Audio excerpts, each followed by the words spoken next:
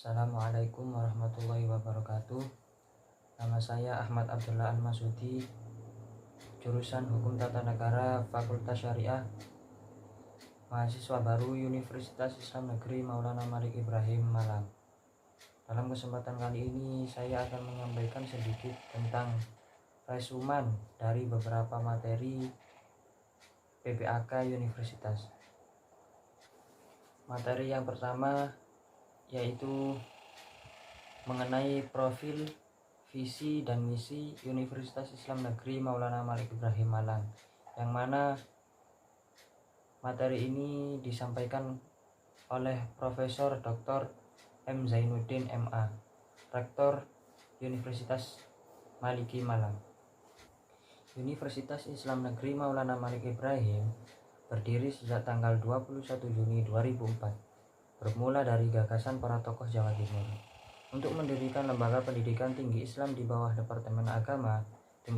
Dibentuklah panitia pendirian IAIN cabang Surabaya melalui surat keputusan menteri yang bertugas untuk mendirikan Fakultas Syariah yang berkedudukan di Surabaya dan Fakultas Tarbiyah yang berkedudukan di Malang. Keduanya merupakan fakultas cabang IAIN Sunan Kalijaga, Yogyakarta, yang diresmikan bersamaan oleh Menteri Agama pada tanggal 28 Oktober 1961. Lalu, dalam perkembangannya, ketiga fakultas cabang tersebut digabung dan secara struktural berada di bawah naungan Institut Agama Islam Negeri Sunan Ampel yang didirikan berdasarkan suatu keputusan Menteri Agama. Sejak saat itu, Fakultas Tarbiyah Malang merupakan fakultas cabang IAIN Sunan Ampel. Melalui keputusan Presiden pada pertengahan 1997, Fakultas Tarbiyah Malang IAIN Sunan Ampel beralih status menjadi Sekolah Tinggi Agama Islam Negeri atau STAIN Malang. Di dalam rencana strategis pengembangan STAIN Malang, yakni 10 tahun ke depan, mulai 1998 atau 1999 sampai 2008 atau 2009, pada paruh kedua waktu periode pengembangan STAIN Malang mencadangkan mengubah status kelembagaannya menjadi universitas pada tanggal 21 Juni 2004 dengan tugas utamanya adalah menyelenggarakan program pendidikan tinggi ilmu agama Islam dan bidang ilmu umum. Dengan demikian, 21 Juni 2004 dijadikan sebagai hari kelahiran Universitas Islam Negeri Malang dan sempat bernama Universitas Islam Indonesia Sudan atau UIIS. Mengenai ciri khusus UIN Maliki Malang, terdapat perbedaan dengan universitas lainnya, yakni kalau kita di UIN, kita harus diwajibkan ma'had atau mondok selama 1 tahun. Nah, itu yang membedakan atau ciri khas Universitas Islam Negeri Maulana Malik Ibrahim Malang dengan universitas yang lain. UIN Maulana Malik Ibrahim Malang merupakan perguruan tinggi Islam terbaik di Indonesia yang sukses mengembangkan model pendidikan yang memadukan tradisi universitas dengan pesantren. Pada tanggal 27 Januari 2009, Presiden Republik Indonesia yakni Bapak Susilo Bambang Yudhoyono berkenan memberikan nama universitas ini dengan nama Universitas Islam Negeri Maulana Malik Ibrahim Malang. Selanjutnya yakni mengenai visi dan misi Universitas Islam Negeri Maulana Malik Ibrahim Malang. Visinya yakni terwujudnya pendidikan tinggi integratif dalam memadukan sains dan Islam yang bereputasi internasional. Misinya: 1. Mencetak sarjana yang berkarakter ulul albab. 2. Menghasilkan sains, teknologi, seni yang relevan dan berdaya saing tinggi. 3. Kedalaman spiritual. 4. Keagungan akhlak. 5. Keluasan ilmu. 6. Kematangan profesional. Itu tadi penjelasan singkat atau resumen singkat mengenai profil Universitas Islam Negeri Maulana Malik Ibrahim Malang beserta visi misinya yang disampaikan oleh Profesor Dr. Haji M. Zainuddin MA. Materi yang selanjutnya yaitu disampaikan oleh Ibu Dr. Hajah Ilvi Nurdiana SAG MSI. Beliau berpesan atau berharap besar seluruh mahasiswa baru Universitas Islam Negeri Maulana Malik Ibrahim Malang ke depan menjadi calon-calon pemimpin di masa depan. 5 tahun, 10 tahun lagi, kitalah yang diharapkan untuk memimpin kendali bangsa ini. Karena itu, harapan besar beliau harus diwujudkan bersama-sama, baik oleh pimpinan, oleh kakak-kakak senior, Dema, Sema, maupun oleh mahasiswa lainnya. Pesan beliau untuk calon pemimpin masa depan yang pertama adalah pemimpin besar bukan orang yang pandai merangkai kata-kata semata, tapi orang-orang yang mampu melaksanakan apa yang dikatakannya. Oleh karena itu, kita harus belajar melaksanakan tanggung jawab sesulit apapun. Yang kedua, pemimpin yang sejati bukanlah yang hanya mampu memprovokasi dan mudah terprovokasi, tapi yang mampu membangun jati diri dan juga memotivasi diri sendiri. Oleh karena itu, temukanlah jati diri kita sendiri. Yang ketiga, pemimpin yang baik adalah orang yang mampu membuka pintu masa depan bagi yang lain, bukan orang yang selalu mencari kesalahan pihak lain. Oleh karena itu, kita harus belajar mengedepankan positive thinking. Jangan selalu menyalahkan orang lain. Yang keempat, pemimpin masa depan adalah orang yang mampu membesarkan alma maternya dengan prestasi-prestasinya, bukan orang-orang yang membakar alma maternya. Oleh karena itu, jaga nama baik kampus kita. Torehkan prestasi baik tingkat nasional maupun internasional. Kedepankan kesantunan dan akhlakul karimah. Mungkin itu tadi materi yang dapat saya rangkum dari pemateri Ibu Dr. Hajah Ilvi Nurdiana SAG MSI. Kurang lebihnya mohon maaf. Materi selanjutnya yaitu mengenai Dewan Eksekutif Mahasiswa atau DEMA yang disampaikan oleh Ketua DEMA yaitu Farhan Adi Murosadi, mahasiswa jurusan farmasi. DEMA atau Dewan Eksekutif Mahasiswa merupakan organisasi intrakampus atau OMIK yang merupakan lembaga eksekutif mahasiswa di level universitas.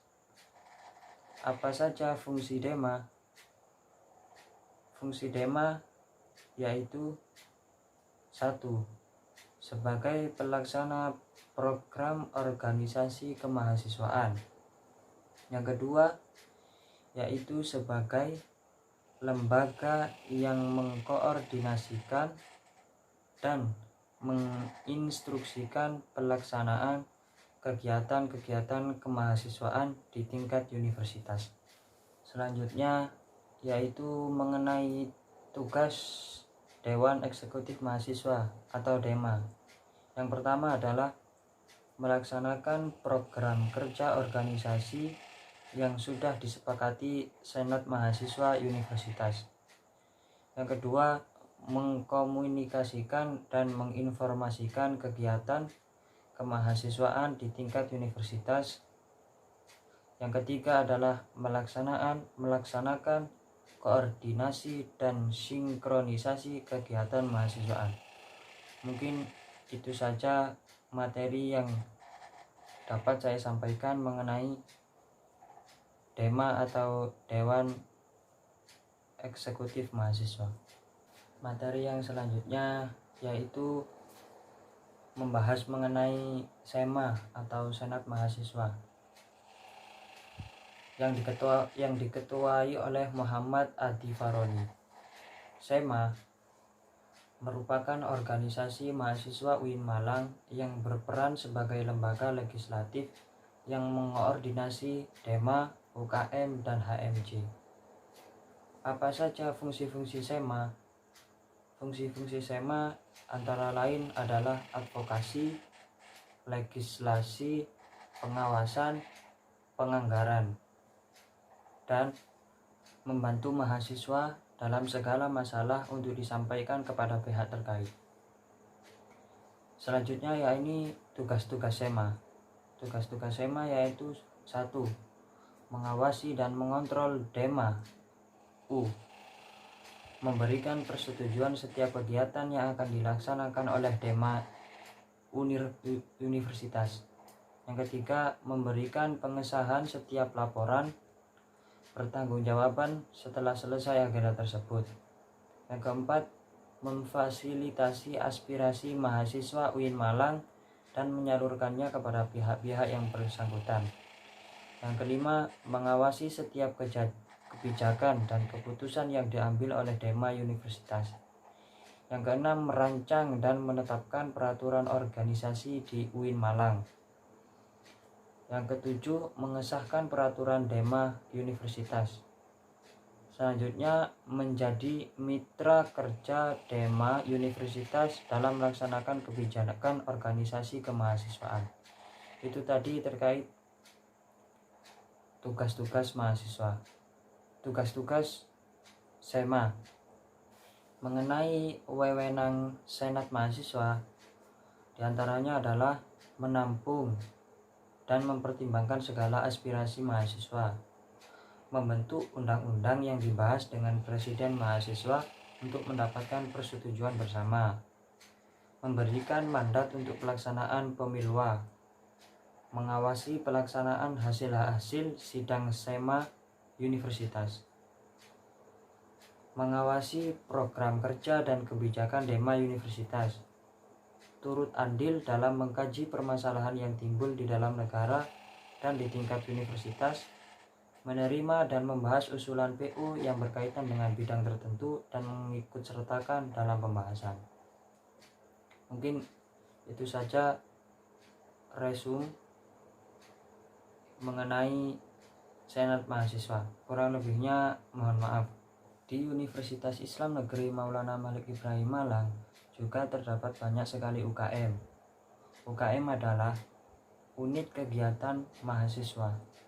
UKM yang pertama yaitu UKM Menwa atau Resimen Mahasiswa, yaitu organisasi bersejarah pembentukan Jenderal A.H. Nasution 1959 di Jawa Barat.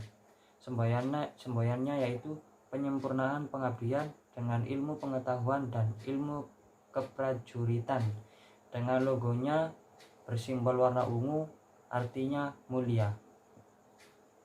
Fungsi Resimen Mahasiswa yaitu mewujudkan sikap bela negara di ranah mahasiswa dan juga menciptakan kondusivitas kehidupan mahasiswa dan lain-lain. Logo UKM Menwa terdapat dua, yaitu logo Mahasurya dan logo Wiracaktiyuda. Arti lambang Wiracaktiyuda yaitu 811 adalah 8 Kodam Brawijaya dan 11 urutan resimen mahasiswa se-Jawa Timur. Wiracaktiyuda bermakna prajurit atau pemimpin yang sakti. Adapun UKM lainnya di antara lain adalah UKM Pramuka, UKM PMI, UKM GGB atau Gema Gita Bahana, UKM SR atau Seni Religius, UKM Teater, UKM Mapala Tursina, UKM Junior atau Unit Olahraga, UKM Kopma Padang Bulan, UKM Komus atau Komunitas Musik Studio 3, UKM Taekwondo, UKM Jepret Club, UKM Simfoni, UKM LKP2M yang atau Lembaga Kajian Penelitian dan Pengembangan Mahasiswa, UKM UAPM Inovasi yang bergerak di bidang jurnalistik. Mungkin itu saja yang dapat saya sampaikan terkait UKM atau unit kegiatan mahasiswa. materi yang terakhir adalah mengenai kebangkitan bangsa menuju Indonesia tangguh, yang mana materi ini disampaikan oleh Bapak M. Hasanuddin Wahid M.Hum, anggota Dewan Perwakilan Rakyat Republik Indonesia. Sekarang kita berada di era digital 4.0 dan akan menuju 5.0, yaitu seperti memakai hologram. Kata pepatah, siapa yang ingin memajukan dunia, dia harus pandai ilmu teknologi. Barang siapa yang tidak bisa menjadi mahir dalam ilmu teknologi, maka akan menjadi budak dunia. 3 kekuatan pengubah dunia adalah kemajuan teknologi, agama, dan pasar. Peran dan peluang UIN. Pertama, arus utama pengembangan teknologi digital. 2. Link dan match dengan sektor industri. 3. Menjadi kekuatan sosio-teknopreneur. Yang keempat, epicentrum ajaran agama inklusif. Cara bekerja pada masa depan adalah munculnya jenis pekerjaan baru akibat digitalisasi dan otomatisasi. Cara menjadi generasi unggul. 1. Keagungan moral dan spiritual. Gandrung ilmu pengetahuan, memiliki digital question, kesalehan peduli sosial. Barang siapa yang mau kuasai dunia, maka harus dengan ilmu. Dan barang siapa yang ingin kuasai akhirat, maka harus dengan ilmu. Dan barang siapa yang menginginkan keduanya, maka harus juga dengan ilmu. Man aradad dunya fa'alaihi bil ilmi, wa man aradal akhirah fa'alaihi bil ilmi, wa man aradahuma fa'alaihi bil ilmi. Kita harus mempunyai kecerdasan emosional, tidak hanya kecerdasan digital. Jadi, mahasiswa UIN Malang harus punya 2 arus besar, yakni Sunni dan Syi'i Islam. Social labeling seperti Islam social labeling seperti Islam liberal, sekuler, pragmatis, modernis, tradisionalis, fundamentalis, ekstremis, teroris. Label kontemporer adalah Islam moderat dan Islam Nusantara. Apa itu moderasi dalam Islam? Definisi moderasi secara etimologi wasatiyah. Secara etimologi wasatiyah berarti jalan tengah, posisi tengah, dan berkeadilan. Secara terminologis, pemahaman praktek keagamaan yang menjunjung tinggi kesetaraan keberagamaan, toleransi dengan berpijak pada prinsip tawazun antara resiko atau logika, teks serta konteks.